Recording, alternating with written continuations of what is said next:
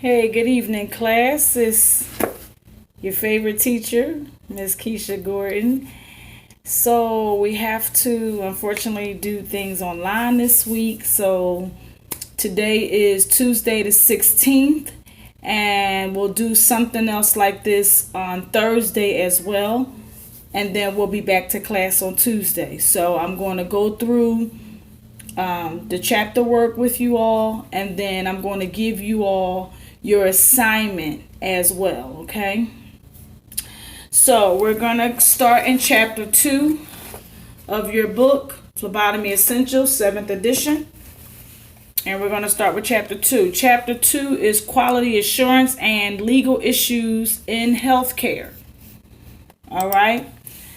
Your objectives are to be able to demonstrate basic knowledge of terminology for national organizations, agencies, and regulations that support quality assurance in healthcare. You'll be able to define quality and performance improvement measurements as they relate to phlebotomy, describe the components of a quality assurance, which is a QA program, and identify areas in phlebotomy subject to quality control, QC. You'll be able to also demonstrate knowledge of the legal aspects associated with phlebotomy procedures by defining legal terminology and describing situations that may have legal ramifications. So your quality is the degree of excellence of something. Your quality assurance, which is QA for short, is all the activities and programs in place to guarantee the excellence of patient care. Remember, we always want excellence when it comes to our patients.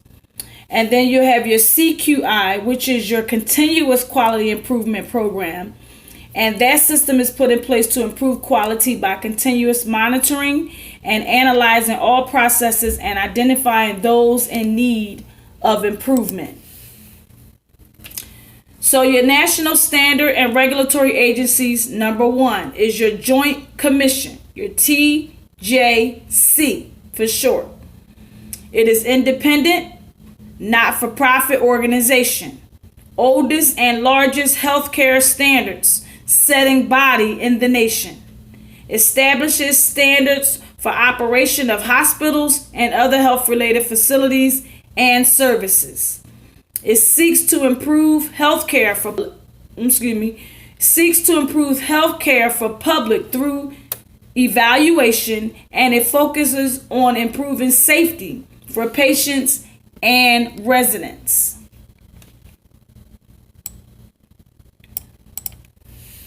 Part 2, continue, is a service for evaluating risk. In short, SAFER. It was implemented in 2017. It provides visual representation of survey results. It helps the HCOs prioritize and focus corrective actions. SAFER Matrix illustrates the likelihood of harm because of an area of non-compliance. Office of Quality Monitoring, it evaluates and tracks complaints from the patients, the families, and the employees. Number 3, the Sentinel Event Policy, short SE. It helps organizations identify safety issues and prevent them. If Sentinel event occurs, organization is required to perform a thorough and credible root cause analysis. So they got to find out where it started from. They have to develop an appropriate action plan. They have to implement improvements to reduce the risks. And then they have to monitor the improvements to determine if they are effective, if it's doing whatever it is it's supposed to be doing. Number 4 is the National Patient Safety Goals, for short, NPSGs. Part of the overall CQI requirements, it is overseen by a safety panel of physicians, nurses, risk managers, and other healthcare professionals. The patient safety goals for 2 is to identify the patients correctly, to improve staff communication, and to prevent infection. So we definitely want to identify the patients correctly. Generally, it's two identifiers. It's usually either name or date of birth, or social in the name, or something like that. But generally, it's the name and date of birth are your two most common identifiers, okay? Number 5 is the Clinical Laboratory Improvement Amendments of 1988, also known as CLIA. The federal regulations was passed by Congress. It establishes quality standards that apply to all laboratories, and the standards address quality assurance, quality control, proficiency testing, laboratory records, and personnel qualifications. So, hold on 1 minute. Let me get your first assignment.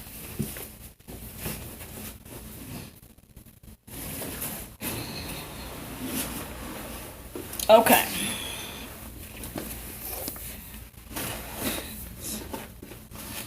All right. So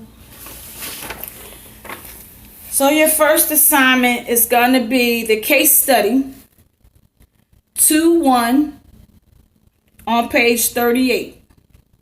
Okay. Understand that specimen collection is an important part of CLIA inspections because you have to make sure that you're collecting correctly. Number 6, the College of American Pathologists, for short, CAP. All members are board certified pathologists. Offers proficiency testing and continuous lab inspection. It is designed for pathology and lab services only. It meets Medicare and Medicaid standards, and the TJC grants reciprocity to CAP for laboratory inspections. I know y'all laughing at me because I stuttered over that word, but that's okay. I'm going to forgive y'all. The CAP requires and an employee's personal file to confirm that the employee is qualified to perform the responsibilities for which he or she is assigned. So that is one of the requirements of CAP, that each employee in their personnel file, they have to have proof that the person is qualified to do the job that they're signed on to do. Okay. Number 7. Clinical and Laboratory Standards Institute, CLSI for short. It is a global nonprofit standards developing organization. It has representatives from the profession, the industry, and the government. The mission: develop and promote best practices in clinical and laboratory testing. It develops voluntary guidelines and standards for all areas of the laboratory. Number 8 is the National Accrediting Agency for Clinical Laboratory Sciences, for short, the NAACLS. It is an authority on educational quality. It is an autonomous nonprofit organization. It provides accreditation and approval of clinical laboratory sciences educational programs. It is an accreditation process that involves external peer review of the program, and the phlebotomy program review is designed to improve quality education. Number 9 is the International Organization for Standardization, the ISO for short. It is independent, non-governmental organization. It developed voluntary international standards across industries, and it offers strategic tools for businesses to ensure quality and reliability of products. So the next assignment you have is going to be your knowledge drill 2-4, and it's on page 30 in your workbook, okay?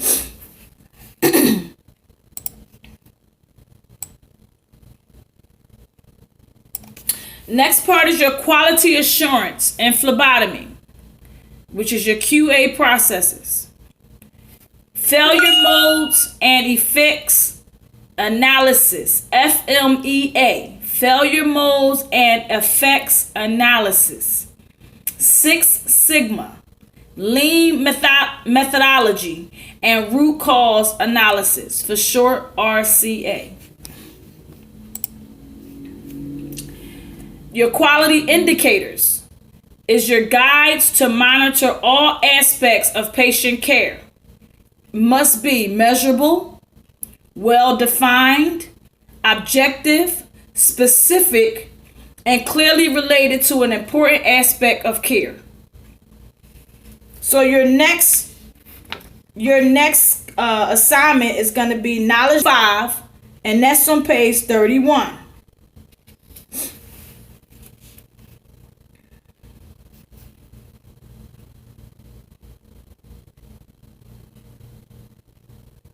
Okay. Your next assignment is going to be Knowledge Drill 2-7. That's on page 32. And then your next assignment is going to be Labeling Exercise 2-1 on page 25. Thresholds and data. Your threshold value is a level of acceptable practice beyond which quality patient care cannot be assured. Exceeding thresholds should trigger evaluation that collects data from patient records, laboratory results, incident reports, patient satisfaction reports, patient observation. Corrective action, preventative action, also called CAPA plan, may be established. Okay? Your process and your outcomes. Both the process and the outcomes must be reviewed to improve outcome. The process must be followed from start to finish, and the measurement and evaluation must be standardized. For your quality control, QC for short, uses operational checks to ensure procedures are performed correctly. So, your patient preparation procedures, your specimen collection procedures, and your Delta checks. Now, under your specimen collection procedures, you have your patient identification codes, you have your puncture devices, you have your evacuated tubes, your labeling, you have your technique, and then you have your collection priorities. Remember we was talking about that order draw? We're going to get to that real soon. Okay? All right. So, and these things that I'm talking to you all about, I'm going through the PowerPoint. All of it is in your section 2, your chapter 2. So make sure you read it.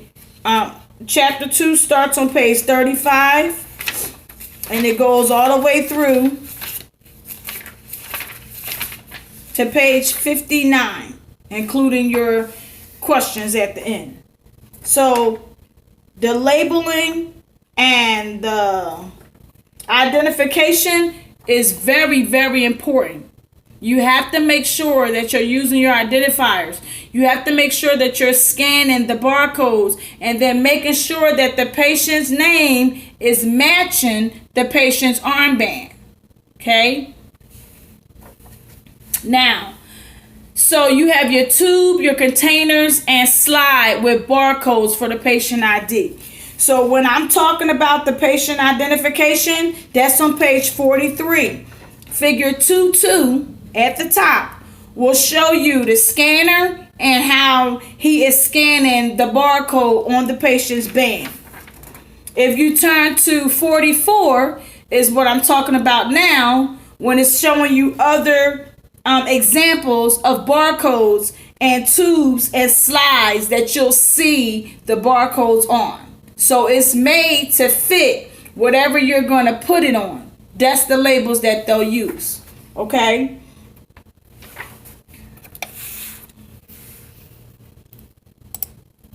So you have the patient's records for your documentation.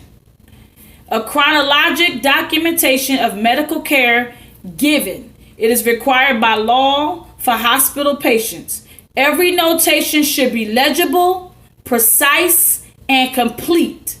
Okay? The purposes are to aid practice of medicine, to aid communications between healthcare providers, to serve as a legal document that may be used in court, and to help hospital evaluate performance outcomes. So it's important that when we're documenting, that we make sure that we're putting the correct information, not what we think happened, but what really happened, making sure that we are writing legible and clearly so that it can be understood if somebody has to read what we wrote, and complete. It should not be halfway done. Okay?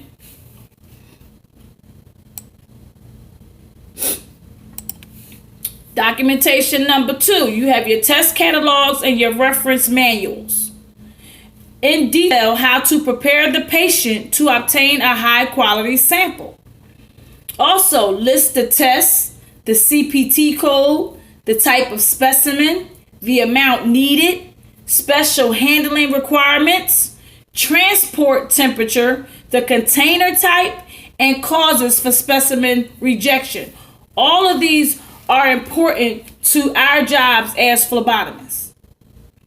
We've been touching on it a little bit in class when I've been telling y'all about making sure that you know how the specimen is supposed to be transported. If it's supposed to go down on ice, put it on ice. That way your patient doesn't have to get stuck again because you're being careless or lazy. Or if it has to be protected from light, put it in a glove. Put it in a paper towel and tape it. Whatever you need to do to protect that specimen, that's what you need to be doing so that it can go down the proper way. The procedure manual states the policies and procedures for each test or practice, and it must be available to all laboratory employees, and it must be updated at least annually. So wherever you work, it should be a procedure manual there. And I suggest strongly that whenever you get a chance, go take a look at it so that you can see what's in it, okay, and what applies to you. Documentation number 3 is your safety manual. It contains the procedures related to chemical, electrical, fire, and radiation safety, exposure control, disaster plans, handling hazardous material. Now, generally, none of that really applies to us as phlebotomists, but it's good for us to know just in case a fire break out or a disaster happens or we've been exposed to something or we have to handle a hazardous material. We'll know how to handle it by the safety manual. So that's another thing that you want to make sure you know where it is in your work environment in case you need to address it for a reason or two, okay? The infection prevention and control manual is hand washing and other decontamination procedures, precautions when dealing with patients or handling specimens, and procedures to implement after exposure incidents. Because there is a procedure whenever there is an exposure incident, it's a way that you're supposed to handle the situation. So that's where that will come in play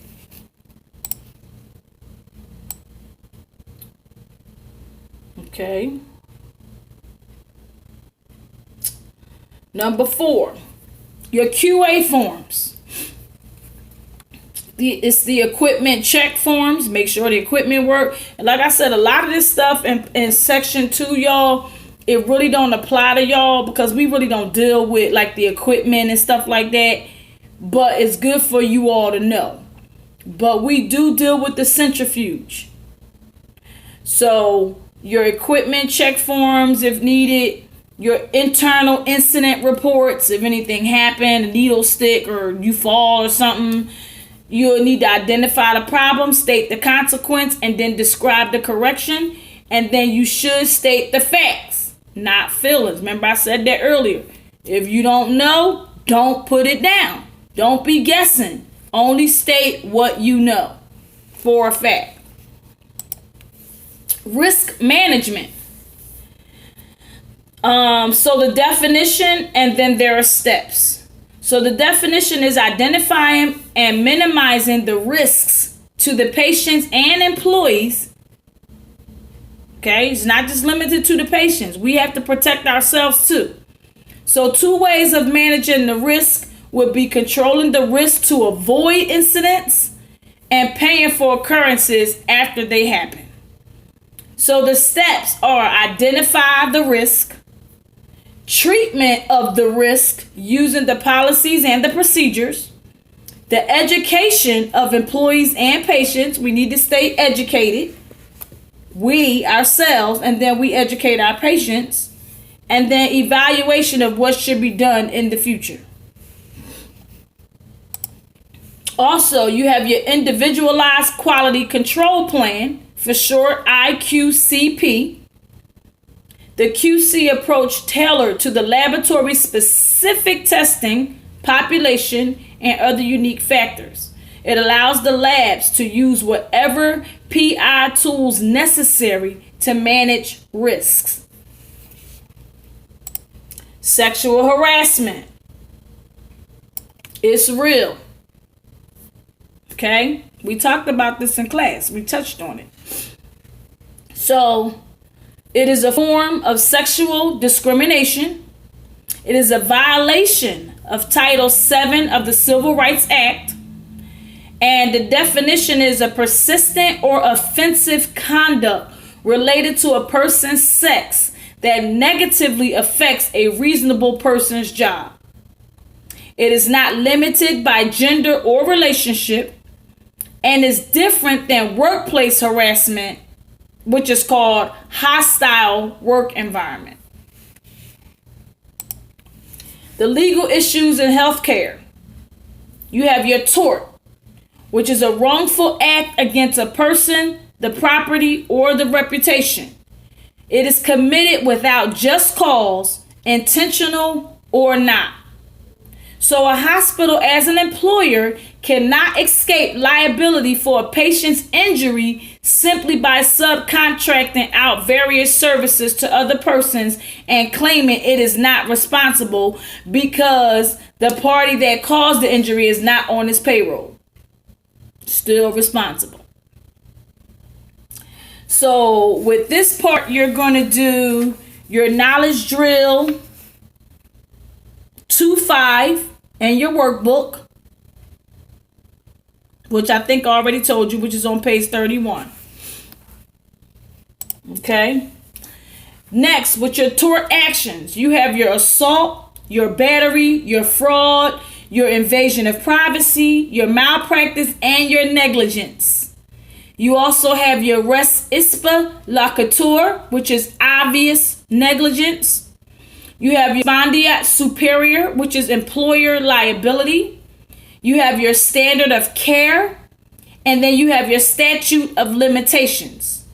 And then you have your vicarious liability.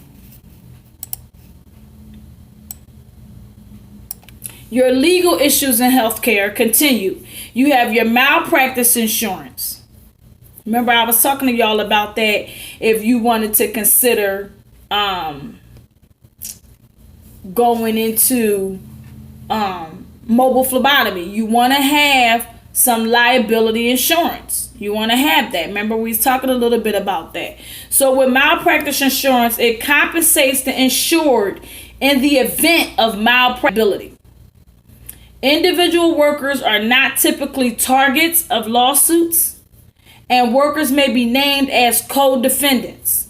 Depending on the risk, the worker may need professional liability policy. Depends on what you're doing. Avoiding lawsuits. Okay, so you want to acquire informed consent before collecting your specimens. You want to meticulously identify the patient and the specimens. You want to carefully monitor the patient. You want to respect the patient's right to confidentiality. And you want to adhere to accepted procedures and practices. Okay. Already told you, knowledge drill 2-7 on page 32. All right. You also want to use proper safety containers and devices. You want to listen, and respond appropriately to the patient's request. And then you judge it. Because like we've already talked about, sometimes patient will tell you what the last person did with them. That don't mean that's going to work for you. But because you the one with the needle, that don't mean that they don't know what they talking about. So you always want to listen, and then you judge it accordingly. And don't be ashamed to explain yourself. If they say to you, well, the last time they used a butterfly, or they always use a butterfly. Like I always say something on okay, well, thank you, Ms. Johnson, for letting me know that. But I'm going to check your arms, and I'm going to see which vein is the best vein. And I will use the best suitable needle for your vein so that I can make sure that you have an efficient, good quality specimen for your doctor. And generally when I say it like that, they be like, okay, well, do what you need to do, and they'll give me their arm. You have some people, though, that are just adamant. Well, I don't care. You don't use a butterfly or whatever. Okay, when it comes to people like that, use your best judgment. If they crying for a butterfly, it's okay. Use a butterfly. It's no big deal. But because the butterflies are mainly for our elderly, because they're so fragile, or our little people, we want to try to save those for them. So if you try explaining it to the patient and they still adamant about a butterfly, it's okay. Just use the butterfly and be done with it. Okay? Accurately and legibly record all patient info. Okay. Well, nowadays, we in 2020. So most of the stuff is already in the system. You don't have to write on the labels and write in the charts like we used to. We actually don't really deal with the charts. And if we do need something out of the chart as a it's usually just a label with their name and information on it. So they're usually just stickers in the back of the chart. You just ask the nurse for the chart, grab the sticker, put it on the tube, and keep it moving. But we don't really generally do too much writing nowadays because of modern technology. But if you do have to write, please be legible and accurate. Okay? You want to document the incidences and the occurrences.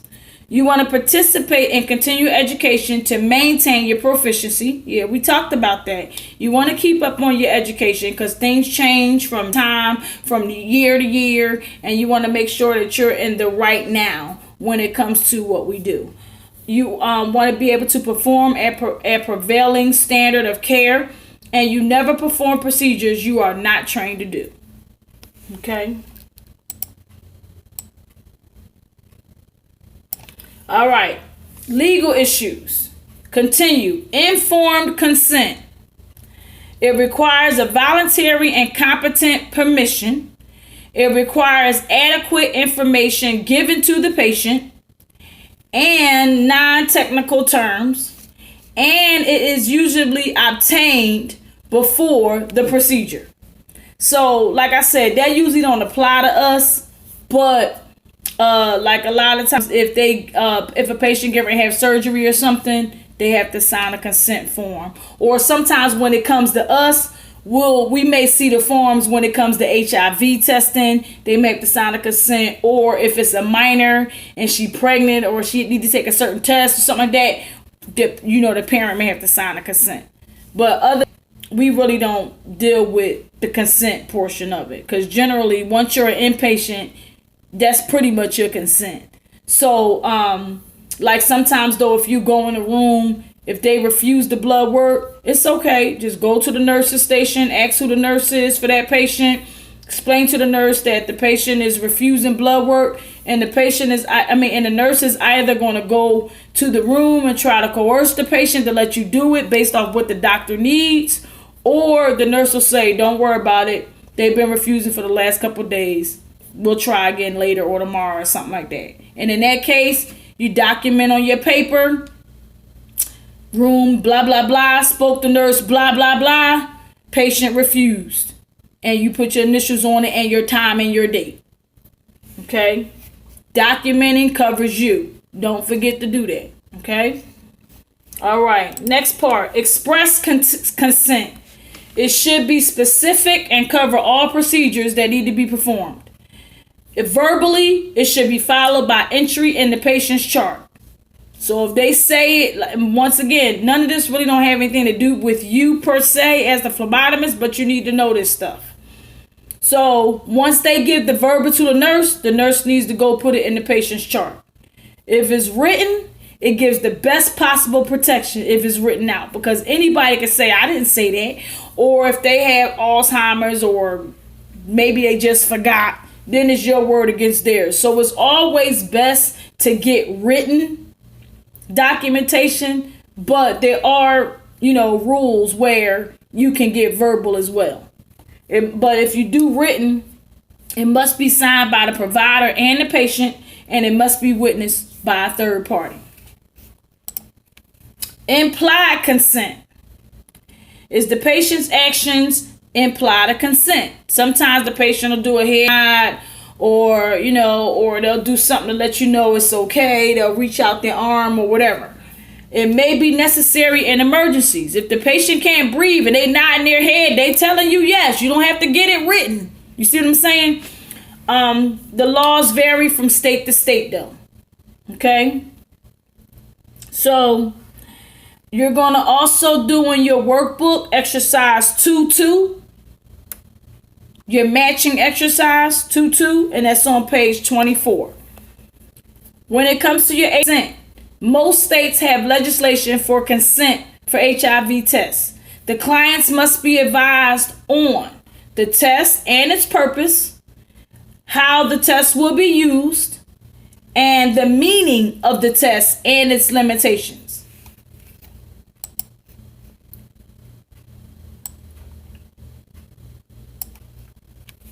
Okay, you have your consent for minors. Minors cannot give consent for medical treatment. They cannot. A parental or guardian consent is required. And then personnel who violate this rule are for assault and battery. Yeah. If you have a refusal of a consent, the patient has constitutional rights to refuse any medical procedure. The refusal may be based on religion or personal beliefs. And the refusal usually must be verified in writing. Usually. Then you have your litigation process. Phase 1, the patient incident occurs or injury is recognized. Phase 2, the injured party consults an attorney. The attorney requests medical records, takes case, negotiations for settlement. If no settlement, a complaint is filed. And then the discovery, which is taking depositions and interrogating witnesses. Phase 3 is the trial. Phase 4 is the appeal. Now, generally, if we was in class, I would have said, did anybody have any questions? But since we not in class, you can't ask me. So, if you have any questions, just write them down on paper. And we'll go over it next week when y'all come back to class, okay? Your last assignment for this chapter is going to be your chapter review on page 36 and 37, okay? So let me just run down what you got to do. You have to do your matching exercise 2-1 on page 22. Matching exercise 2-2 on page 24. Labeling exercise 2-1 on page 25. Knowledge drill. Knowledge drill 2-5 on page 31.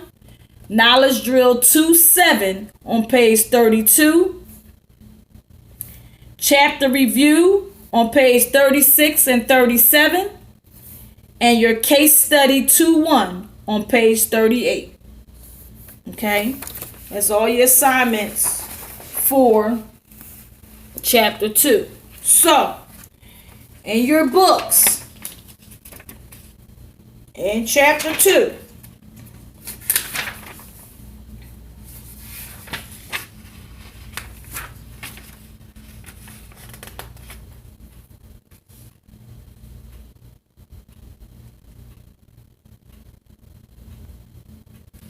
you want to read through all of these pages. On page 38, you want to box 2-1. You want to highlight the good laboratory practices.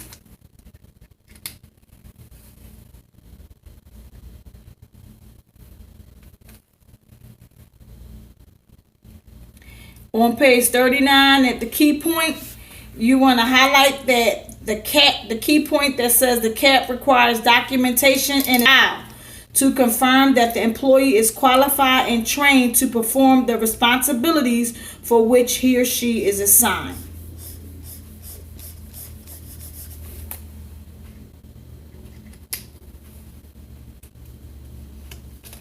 Okay.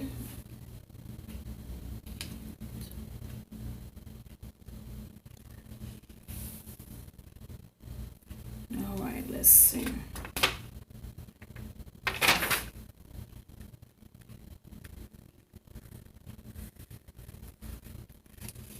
All right, just looking through, just making sure. Because you're going to read through all of this anyway. On page 42, you're going to highlight specimen collection procedures. You're going to highlight identification. That is very, very, very important. That you are making sure that you are identifying your patients before you just start sticking. Okay, figure 2.2 on page 43 is showing you the scanner and the barcode. I already told you that. Excuse me. Then you have your puncture devices. On page 43, you have your evacuated tubes. You have your labeling, your technique, and your collection priorities. All of these things I need you to highlight because you need to definitely read those things, okay? The caution on 43, highlighted. It says there have been causes in which patient information on the computer labels was incorrect because incorrect information was entered into the computer upon patient admission.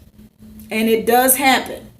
Proper patient ID procedures can catch such errors. So make sure you highlight that. The key point also on page 43, highlighted. No matter how experienced phlebotomists may be, a periodic review of their techniques is necessary for quality assurance and performance improvement. I don't care how good you can do it. Y'all know I'm the bomb diggity.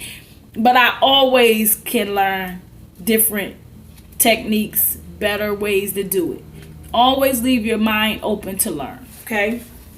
On page 44, A, B, and C, the pictures show you different kinds of labels and different types of tubes that the labels will go on, okay? On 44, you're going to also documentation. I don't want y'all to forget that. It's important. If you ever have to document, you need to follow documentation process, okay?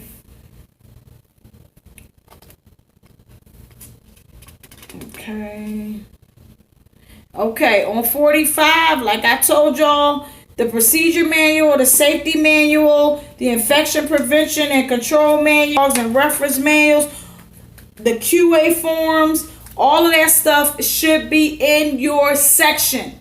Make sure you find out from your employer where it is. When you get a chance, go look at it, look through it, see what's in there. Some of it applies to you. You need to know where it is, okay?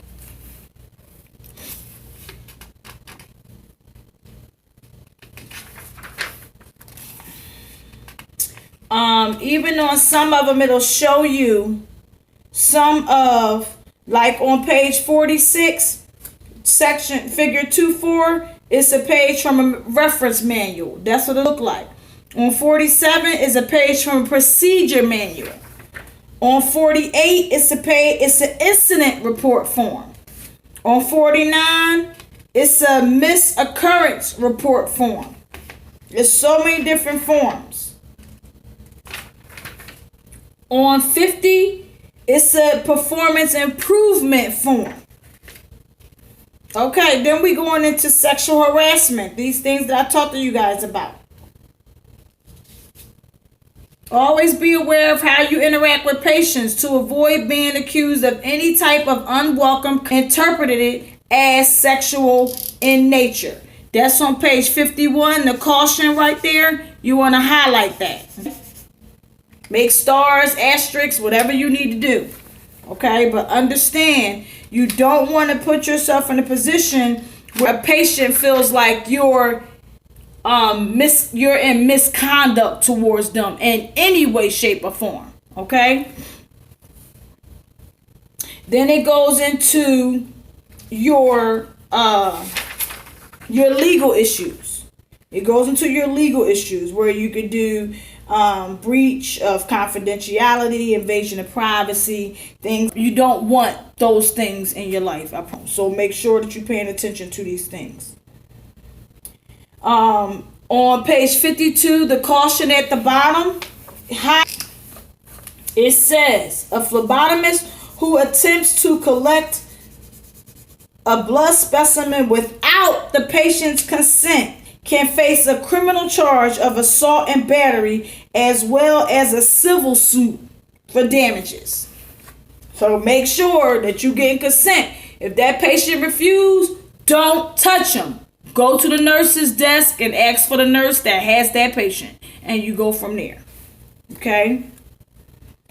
On 52, your key point, the first key point under breach of confidentiality, highlight that.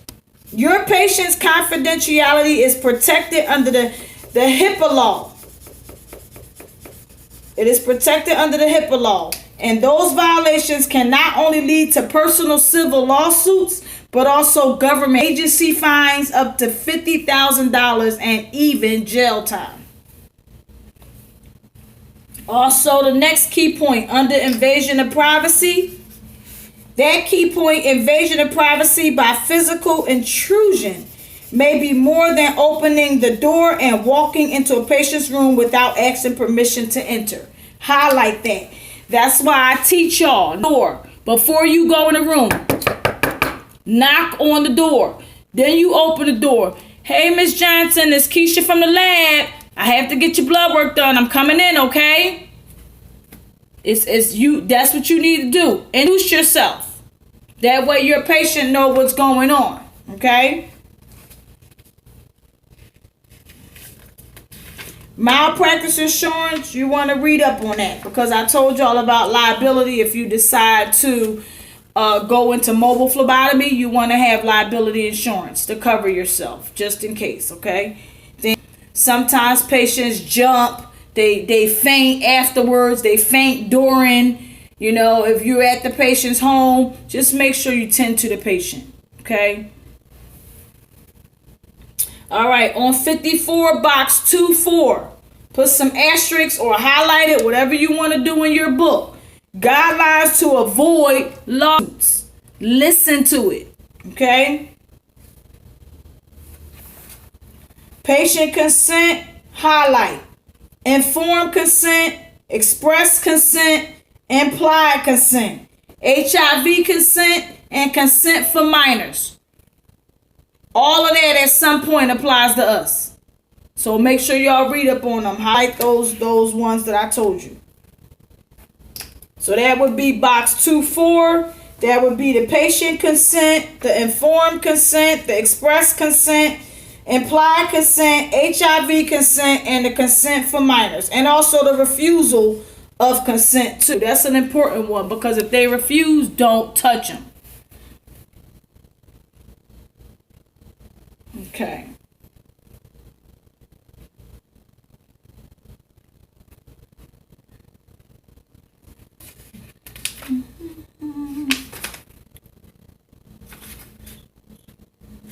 All right, let's see what else we got. These are just legal cases. Y'all can read through those just so you can get a better understanding of what's going on. Okay, and then you have your study and revisions.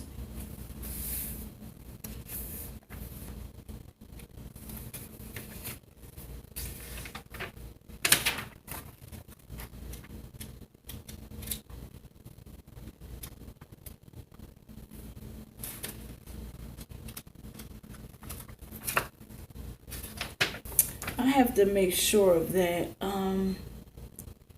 Yeah. Then you have your chapter review questions. Okay, and your chapter review questions is on page 36 and 37 in your workbook. Okay. Yes, 36 and 37 in your work. Okay. So that's about it for tonight. And I'm going to do the same thing on Thursday for you all. I'm going to go on here, do a live broadcast recording, and I'll upload it onto Blackboard so that you can listen to it, do what I asked you to do as far as your highlighting is concerned. If you want to write notes from what I said in the sidelines or whatever, you're more than welcome. If you have a notebook and you want to write notes, you're more than welcome to do that. And all your assignments. Make sure you complete your assignments by next Tuesday when y'all come back to class, because we're going to go over them. Okay? So, that's about it. We'll go over chapter 3 on Thursday. And chapter 3 will touch infection control, safety, first aid, and personal awareness. So we're getting down to it. It's going to be time for us to start sticking each other soon. So get ready, y'all. It's going to be exciting, I promise. A little scary too. But I promise I'll guide y'all through it. Y'all will be fine. We'll get it. Also, next weekend, if it's the Lord's willing, you will have your first test. I haven't decided yet if I'm going to use the test in Blackboard or if I'm going to do my own test. I haven't decided yet, but I'll let you all know next week before you get ready to do your test, and I'll let you know what chapters you're going to be testing on so that you'll know what to study. Okay, so that's it, you guys. So do your homework, have a blessed night, be safe, and I'll see you all soon.